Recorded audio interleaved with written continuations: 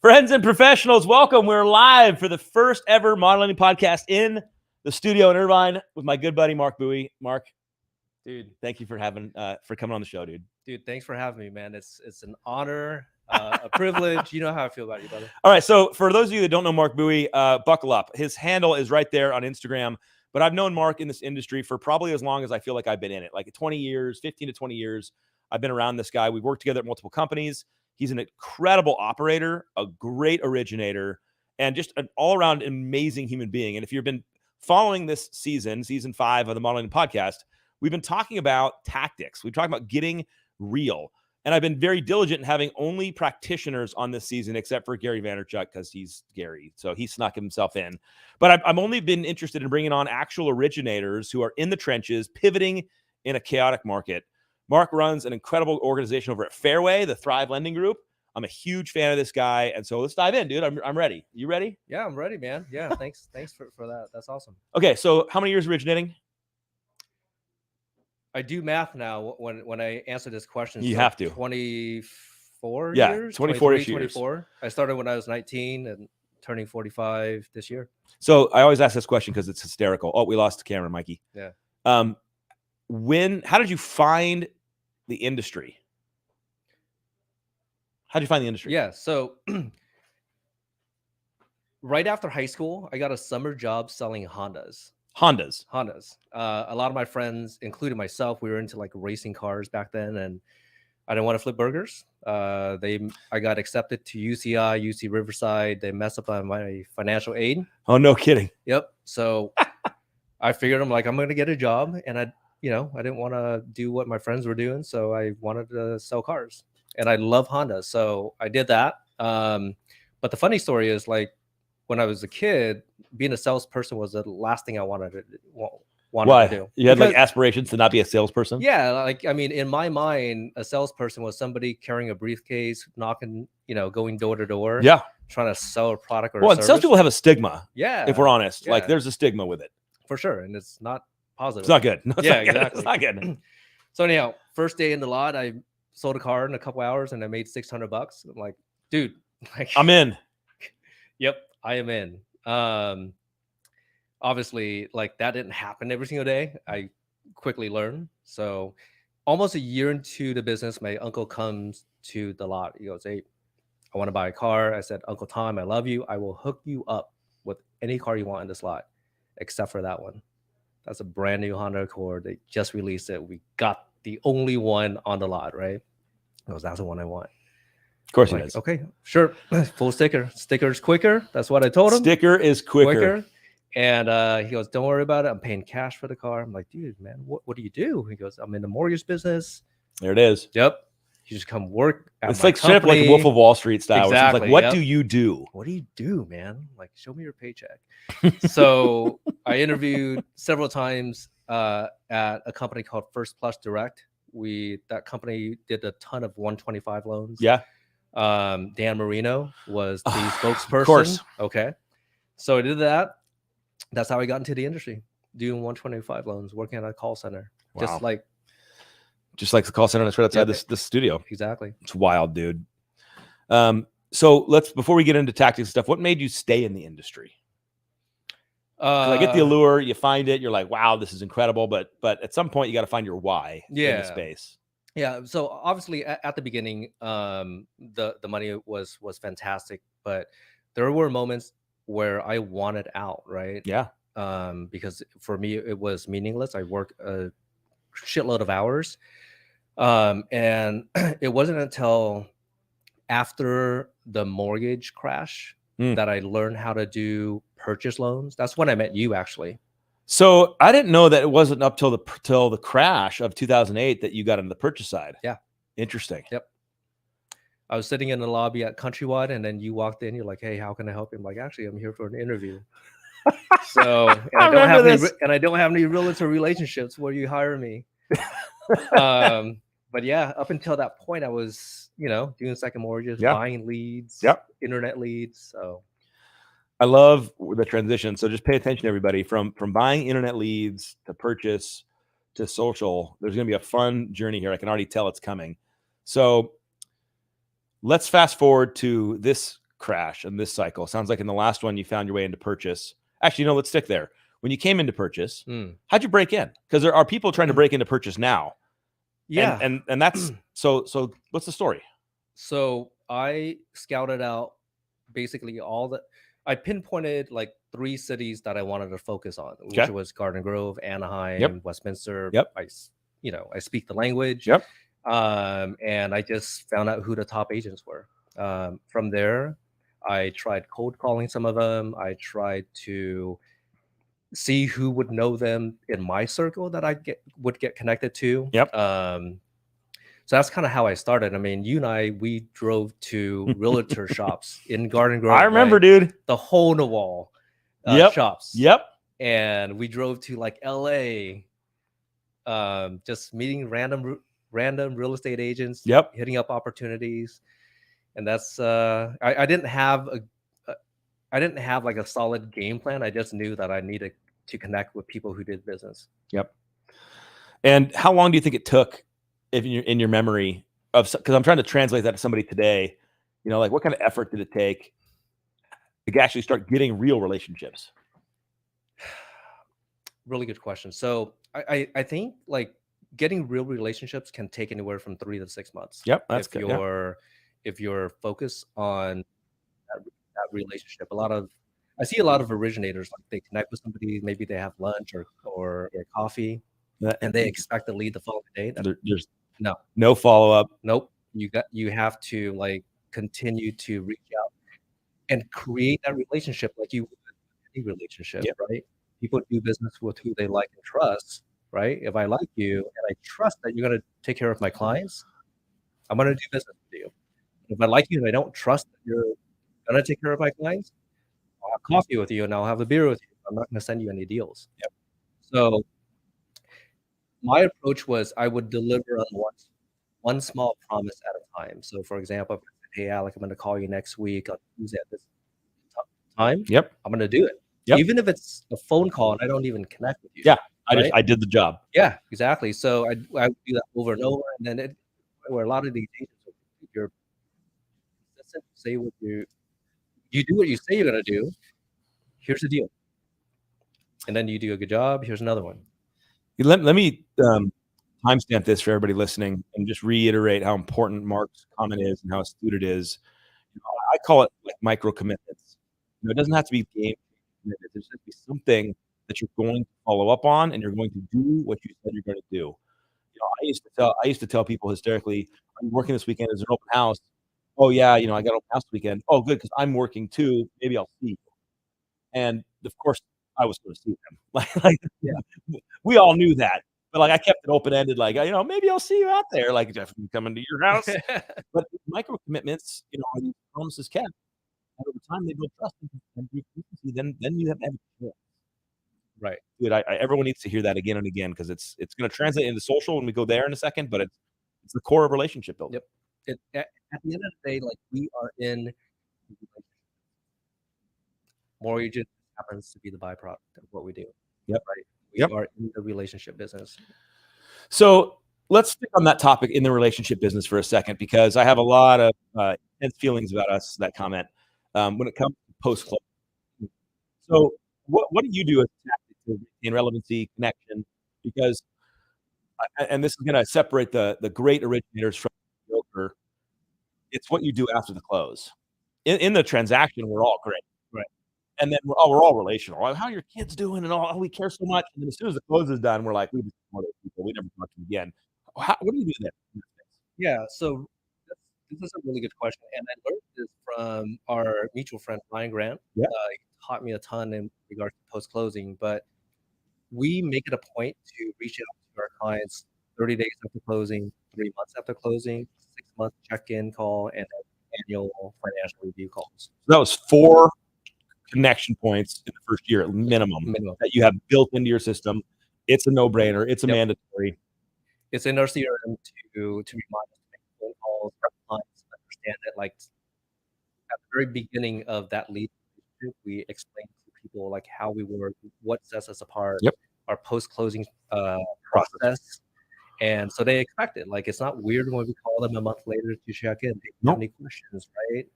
you do you know where to send your first payment? Yep. You got that supplemental property tax bill. Yep. That You're staying on top about of to all the call details me. for 'em. I'll call you proactively. And then the 6-month check-in, hey, this is the first opportunity we can finance you and be able to use a new appraised value. Yep. Right? Let's look And at it. also not having the EPO. So, Mhm. and then we let them know that we're going to be following up with them annually. And, you know, we don't get everybody on the phone every year. That's a good comment. Okay, so let's break that down. Yeah. Like, is leaving a voicemail good enough? 100%. Yeah. So as a percentage, how many voicemails do you calls do you think you have? I'm sure it's a guess, but like, what's your gut? I would say 5-60% voice Yeah. messages. Yeah, I would too. Yeah. Like not, we We're all don't, busy. right. Like, you call me at 3:00, I'm probably working. Yeah. Like, I can't just, like, take every call. Yeah. Yeah. And Ryan came up with the annual financial review, naming it the financial review instead Yeah. of like a mortgage review Yep. because like nobody wants to review their mortgage. Seriously. Right? Oh, how's my mortgage? It's the biggest debt of my Yeah. life. That's great. Yeah. Cool. So that's the strategy. And then on top of that, now like we like stay more connected with our database through social media, which is massively helpful. Okay, so I want to talk about that for a minute. What's your strategy with past customers or current customers and social? Do you have one? Not Okay. Yeah. Right now, What like, do you want to do with it? Where's your head at? every single financial review call, annual call that we do now, we're making sure that we follow them, they follow us. Good. We have sent out email campaigns to do the same, but we're not connected with everybody yet. My goal is to make sure we're friends with everybody. Every single one of our past clients should be a follower, and vice versa. We should be following them as well. See, this is what I love about Mark. It's a constant evolution of his practice, and that's what everybody should be aspiring to. Every originator continue to get with the new things, with the dynamics. I mean, even your willingness to like, yeah, this part's not operating well yet. That's why I like dove on it. Yeah. I wanted your active process because that's how people get better. You don't sit on a process and be like, everything's good now. I don't ever have to change. Because I think we're experiencing, especially after 2020 and now 2022, 23, you gotta change. Yeah. Like, change is on us. It happened in 2008. Right. You change or die, and people forget that. You constantly have to change. And you know, I made a decision like in middle of 2021 when we were all like super busy that I wanted to be on social media, right? And you know me, like Okay, well, I want to talk about social in 1 second. Yeah. I know exactly where you're going, and it's very important because I'm a maniac on this topic. But I want to hear first how your business experienced the down cycle that we're kind of still in, arguably. What happened? Was it jarring? Was it like, how did it feel compared to the last down cycle to you? How did it affect your business? And I'm looking for, sometimes it doesn't feel like we're all in the same ocean, even though we're all in the same ocean. We've got different boats. Yep. But like the waves are still the waves. Yep. And so how is this cycle feeling to you and your business partners? Like, what's happening there? It's a scary cycle. You know, I lived through and I survived 2008. I will tell you that this is nowhere near 2008. Sure. At least now, like fund loans, that there are investors that will buy them. So from my perspective, I have a lot of optimism with this particular cycle. I see our business retracted by 55-60%. Like it's a scary drop, right? And I have to let people go. People that were really close to me, and it sucks. Heartbreaking. Super. And but we also made a lot of changes too. We went back and looked at our business over the last 2.5-3 years, and we realized that it was a blessing, and the 2.75% 30-year fixed rate was a blessing and a curse. Mm-hmm. Right? Yep. Double-edged sword, dude. It's gonna cut both ways. You know, I mean, we quadruple our volume, and everybody felt super smart. Yep. Your dad, like a long time ago, he said, everybody looks like a customer when you run downhill. When you're running downhill, sorry. Yes. And that's what 2020 and 2021 was for. I don't care. And look, I wanted to high five people to maximize. Mm-hmm. But sure, should you have refied everyone you could, helped as many families? I'm in to maximizing it. but you have to realize there's a cost and a detriment both ways. Yep. So you gotta be aware. Yeah. And for me and my team, like we got away from doing the things that we got us there, right? We got away from like proactively updating people because we were too busy. We got away Right. from like reaching out to our current real estate partners and taking out to Totally. lunch because of COVID and we're too busy. Yep. Got away from like reaching out to new real estate agents to prospect because of we got too busy. Yep. And now like we're eating a lot of humble pie and we're going out there and we're doing the things that we used to do to get us there, but with a different spin on it. Yep.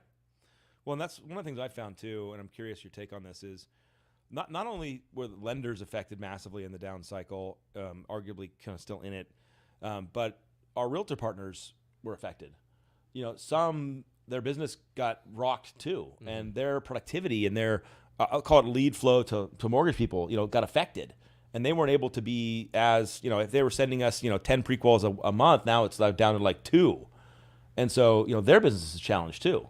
Did you see the same thing? 100%. Yeah. Yep. 100%. A lot of my close friends are real estate agents, and you know, they're struggling right now too. Yep. Things are picking up a little bit, but it's, you know, I've seen their business shift from being mega producers down to closing a deal a month or two a month, and that's good. I'm in. Right. Dude, I used to tell, so hear me on this because I still think this is true. And I believe that an agent that's closing 1 deal a month is a full-time, hardworking agent. Because if you have a pipeline to close 1 a month, you're probably working with 3 to 5 buyers or have 3 to 5 listings or something. Like you've got activity, and that's all opportunity to a loan officer like me, like back in the day. Like this is like 1 deal a month, all good. You know, unless they're high drama. That's a whole another podcast. Yeah, you definitely want to stay away from that. Mikey, another question came in if you're going to pull that up in a second. Mikey, comment. I can't read it. All right, so let's talk to social for a second and pivot. But this is where I'm curious to get your thoughts. Yes, Mark, put that on the screen. That's a perfect transition. Mark's content is fire. And so here's what I find interesting, and let's kick from this conversation. The world is in a race to get to the consumer first. And I think that's empirically true. I think you look at Zillow. They're trying to get to the consumer first. And they're doing it by creating a honeypot or a website that people are attracted to, that gives them access to information that they like. And then they're going to use that attention to try to do business, whether it's sell leads back to the realtors, their own leads, or, you know, swoop in and do a loan for somebody. Like they're trying to figure that out. Then you've got, you know, Quicken and other big mega brands in mortgage trying to put out lots of advertising, lots of lead buy to kind of swoop up the digital customer, intercept them, get them early in the process. And this is where social media becomes, in my opinion, paramount as a strategy to defend against it, to play with it, to meet consumer trends where there are and not just wait around and hope that, you know, behavior changes back. So you weren't in social media as a tool for business development until 2021? I started December 30th, 2021. December 30th. So 2022, effectively. Yeah. Okay, so you started a year ago. Well, let's go back to the story of this. Why'd you start? What was going on in your head? What were you seeing? And let's kind of unpack from there. First of all, you said it really well in terms of like why social media, the importance of it. And I made a decision like mid 2021 I wanted to get to the consumer first. And real estate agents, if you're watching this, like I wanted to get to the consumers first because I understood that like if I control the lead, I control everything. Right? Yes. And I also, like at that time, I was noticing around me, like everybody is on their phone. Like they're scrolling, they're not shopping, they're on social media. Yep. And I even like was a part of that. Yeah. Stat, me too. right? I was there scrolling around. Yep. And there were a couple guys that were already on social media talking about mortgages. And I'm like, oh, I want to do that. Yep. Right. But if they can do it. Yeah. But if they can do it, but the challenge was this. The challenge was my limiting beliefs. And if you remember like my first video shoot with Wow Me, and you Yes. and the Lone Depot crew. Yes. Like 8 years ago. Yeah, it was a long time ago. It was a 3-minute clip that took me 3 hours to shoot, and Daniel was like, "Dude, I Can't work with you. yeah, it can't." Right? I would freeze up in front of a camera, and Yeah. I was just not. The story I said to myself was I was not that person. Okay, but I want to understand what that means. What was that person to you? Somebody that was charismatic, somebody that is charismatic, somebody that is eloquent, somebody, you know, like in my mind, I'm like, I got to be a Ryan Grant, I got to be a Josh Meadow, I got to be like just spot. And you know, these are close friends of mine that are they're great on stage, they're great presenters. Yep. And that's who I felt I had to be in order to be successful in social media. And you're like, I'm not that person. Exactly. But I also knew that I needed to be on that space if I wanted to get to consumers first. Yep. So I pushed You had a myself. challenge. Man. Yeah. I'm like, all right, here's a challenge. And it was a tough challenge to overcome because it took me like 3 months to prepare in terms of like finding topics to write about, writing content, recording, practicing. I had like 20 something save reels Really? in my IG save folder before I even published my first one. Okay. And we're talking a year ago. We're still a year ago. Yeah, I was talking a year ago, and then December 30th, I'm like, all right, here you go. Post. What happened on your first post?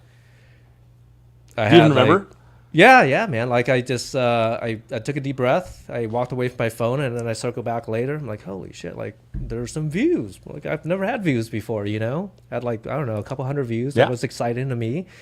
And over the course of the next few days, it grew to like 3,000 or 4,000 views. I'm like, holy shit!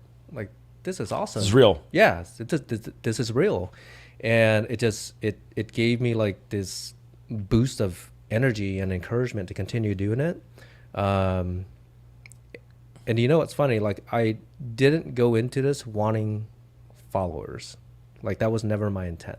I went into this just wanting to create really good content to educate the community because my thought process was if I can teach the community things that they don't know about mortgages and strategies and real estate, that I would be able to buy up brain space.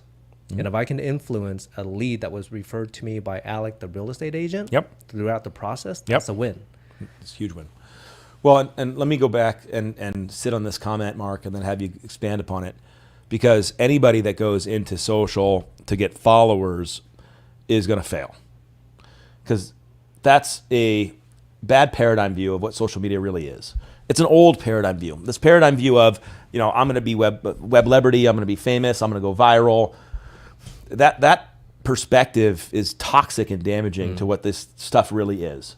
So to Mark's comment, please listen to him. You know, going in there to provide education and connection and community is the right headspace, and it's probably what started you off in the right foot. So you started posting videos a year ago. You got some views. Did you get many comments? Got a few. Okay, it wasn't like overwhelming, which is normal. Yeah, it was normal. Yeah. Did you get 1 million leads? No. Okay, so this is important. Like This is very important. Mark saw a trend that you all need to see. This is not just Mark being like, oh, I think this is right. This is universally true. The internet is the start of the sales cycle. It is the start of the relationship connection cycle. It's crucially important to be there. Mark jumped in, dealt with imposter syndrome and everything else, which we'll unpack further, I'm sure, as you got more popular, but didn't get 1 billion leads. So why'd you keep going? Like, what was your core belief? Because we're an instant gratification world. This doesn't work. You know, the same way loan officers would go visit realtors. Well, I didn't get a lead. You know, I walked in there 3 times and I got no business, so I'm not going again. Yeah. You know, what was your like core that you held on to keep going? I made a commitment to myself to do it for at least a year. Okay, so you sat down and said, "I'm going to do it for a year." Yep. Hell or high water. Did you have a posting cadence? How many posts you were going to do? 4 times a week. 4 times a week for a year. Tuesday through Friday, and I would post between 9 and 10 a.m. Yep. I tried a couple of different things, but four times a week was my goal. That was your goal commitment to yourself. So as you started on this journey, what did you start experiencing? Man, there were a lot of weeks a lot of weeks where I didn't want to write content. Yep. I did not want to record. No. I didn't even know what to talk about. Yep. And I wanted to give up. Like so many times I wanted to give up. I wanted to give up like after the first week, after the second week. Well, of course, the first week is like, I quit. This is too hard. This is stupid. Even like after the third month, I wanted to quit. Yep. I can't even like every single week when I'm about to shoot, I didn't want to shoot. And were you shooting once a week for the week? Like you do one take, one setting to get all 4 videos? Yeah, so I would chunk my schedule. Saturday mornings, I would wake up really early and write content. Yep. And how I came up with the content was I would just save articles throughout the week from like list reports. Yeah. MBS Highway. Yeah. I'm a fan of Barry Habib. Yep. Industry content. Yeah, exactly. You know, and I collect these articles, read them. Yep. And I'm like, okay, I can write about this. I can talk about this. Take all the questions the popular questions that we get from our clients. Yep. I can write about this. So that's how, I talked to you. Like, hey, Alex, brainstorm. How do we come up with content ideas? And you gave me some really good tips too. So now you're 2-3 months in. You wanted to quit a few times. Yep. But you didn't. Yeah. What else started to happen? I started to get some really positive feedback from my followers. And I had, I don't know, like 1,500 followers, maybe 2,000 at that time. And my circle was saying like what a good of a job I was doing, keep it up. So I had like that support. But let's talk about that for a minute. So you started getting positive reinforcement from people, which, did you get any negative reinforcement? Yes. Online or from friends and family? From friends and family. So, yes. From friends and family. Okay, yes. But what did they say? I really want to hear this because someone's going to have the same experience you're having. What did they say? I don't remember it verbatim. Of course not. I had a buddy of mine. I was like, dude, are you dancing on TikTok? Yes. Yes. I'm just like, full on giving you crap. Exactly. I'm like, all right, I haven't talked to you in like fucking 3 years. Yeah, come on, bro. And it's not TikTok, it's Instagram. Get it right. Get it right, bro. Yeah, but it's like it affected me for like a split second. I'm like, dude, you're out of my life. Yeah, mute, block, exactly. deleted. I have like 1,500 other people that kind of like what I do right now, so I'm good. So the positive feedback helped outweigh the negative, and the negative typically came from people around you. Yeah. Did you get any trolls or haters pop up on your stuff? Yes. Did you end up blocking and muting, or what'd you do? Okay, so this was May or June of 2022. Yeah. Okay. I had about 2,500 followers at this point. So you're like 5-6 months in.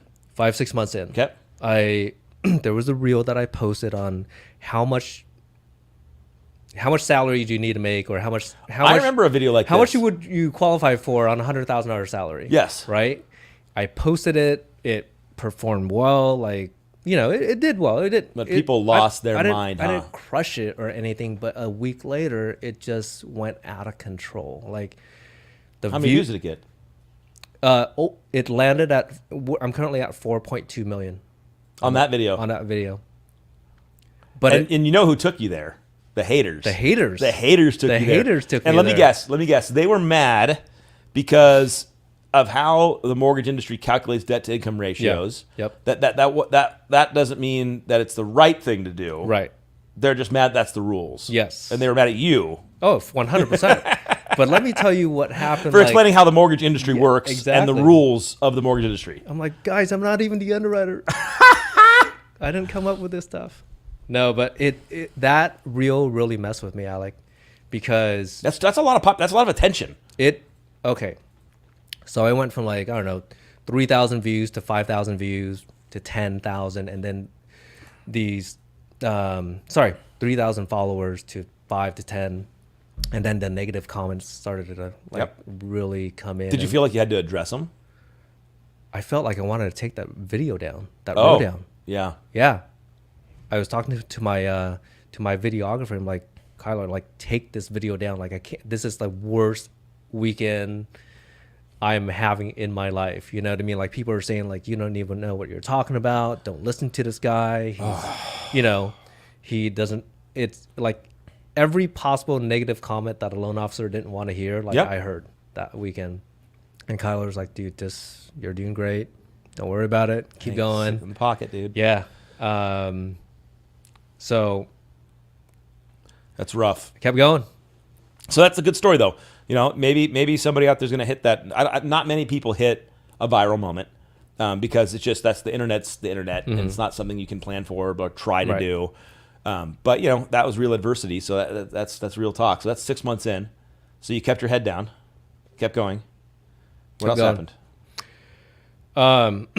I just gained a ton of confidence after my following count, and just really continue to press hard on creating good educational content. Yep. And here we are, man. Well, okay, so here we are. We'll talk about here we are. But let me make sure I get clarity for everybody listening on this. So, did you stop going out and see realtors? No. Did you stop calling your past customers and doing all the check-ins? See, social is additive. Yes. It's a new strategy you have to integrate with. It's not something you should ignore because it'll kill your business, but it's additive.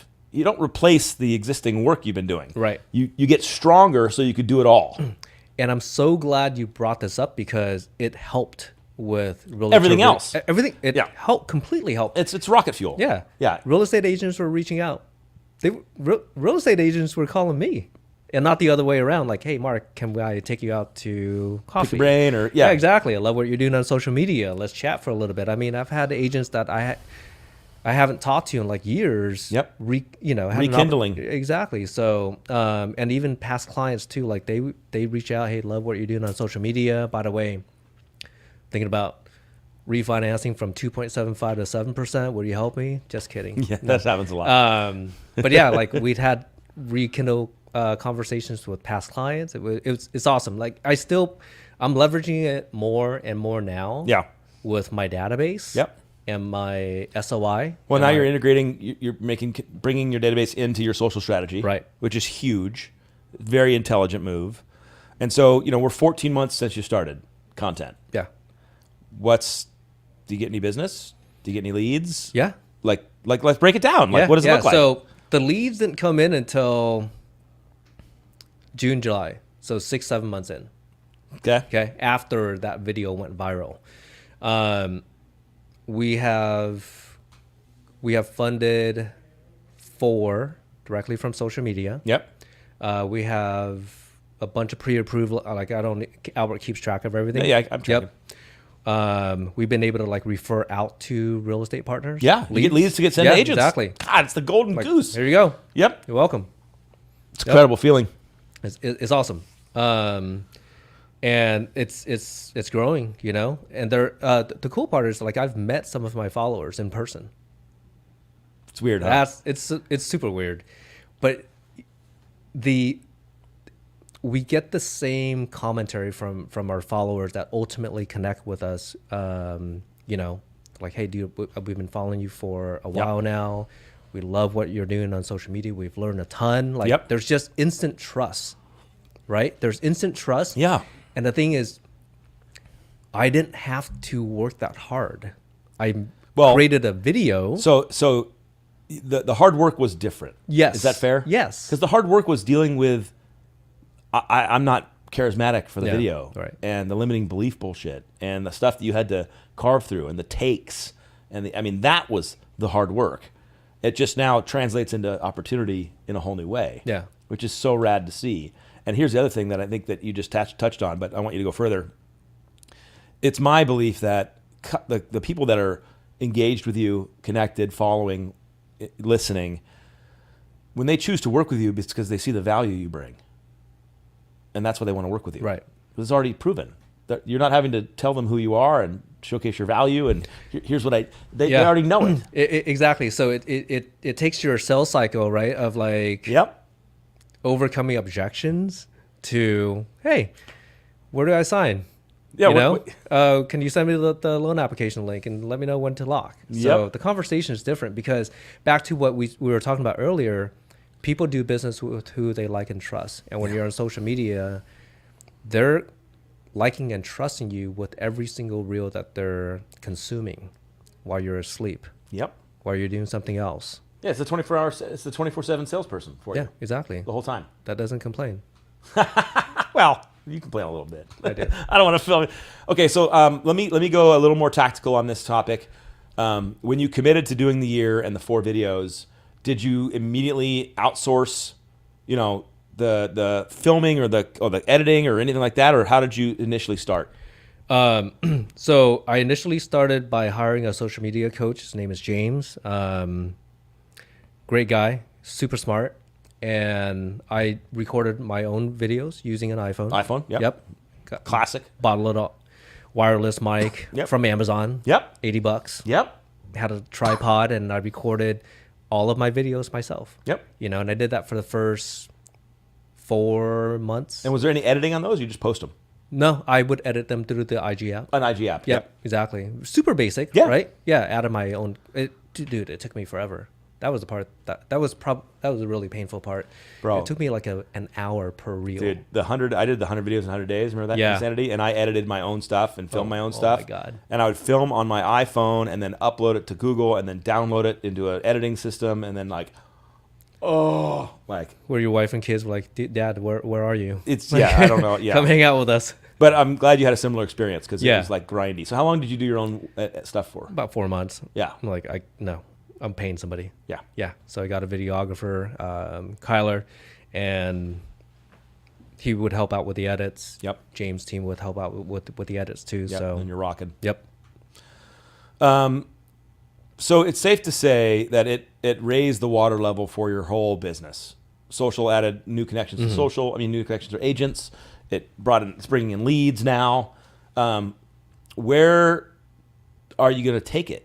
Like, what are you continuing to evolve with it? Yeah. So we're trying a couple different concepts right now in terms of shooting style, and we're gonna lean towards paid advertisement. You're going to try it. Yep. I'm try it. Yeah, I'm a fan. I think Yep. there's a place there. You just got to, I think that you're doing the really, so anybody else that out there considering paid, you got to put the work in first. I really believe that 1,000%. Buying it without any work is irrelevant because what's Yes. going to happen is they're going to bump into your paid stuff and they're going to come check you out and they're going to come validate. And if you don't have the work done, like in Marc's Instagram, you're not going to win. So you're going to do some consumer ads or Yeah. Okay. Yeah, on through IG, maybe through Facebook. Yep. I don't know. James is helping me Smart. with that piece, and I know I've heard of guys that have had success. Yeah. Going that route. So Yeah. Well, I'm really curious to watch how Excuse that me. happens. Yeah. yeah. I mean, my fear is we generate so many leads that we won't be able to like handle. That's my fear. Well, so if you guys are looking for other social media interesting people to follow, in COVID land, I did a social media summit where I just went live all day on one day, and I brought in guests every 30 minutes. And I bumped into this guy named Scott Bentley, who is his handle on TikTok is you can tell I just Mikey, I'm still saying it from yesterday's filming, is that mortgage guy, and he effectively went viral on TikTok doing mortgage tips, and he has a gigantic following, millions of views now, and it changed his whole origination life forever, because in the beginning he was kind of just a loan officer local guy, and now he has to deal with. I remember talking. You can go watch the clip, guys. He had to go get multi-state licenses. Like it blew him up. He had no ability. But like, Marc, that's the best problem to have. Right. Is I got to now solve for more leads than I can deal with. Okay, I'll go solve for that. But yes, that could come. Yeah. I'm hoping for that problem to happen. Yep. For sure. Yeah, Marc's question is very interesting on the screen because, Facebook and Instagram don't allow, if you're going to market with them and do ad spend, it's under a specialized category. You can't do it, the old way because people were improperly targeting certain demographics and such, Marc. So you can still do ads for mortgage on those platforms, but you have to do it under a special marketing category, and it's got more rules to it. It's more restrictive. But to Marc, I'm excited to see you jump in and try it because I think it is important. I think it's going to be another avenue for you.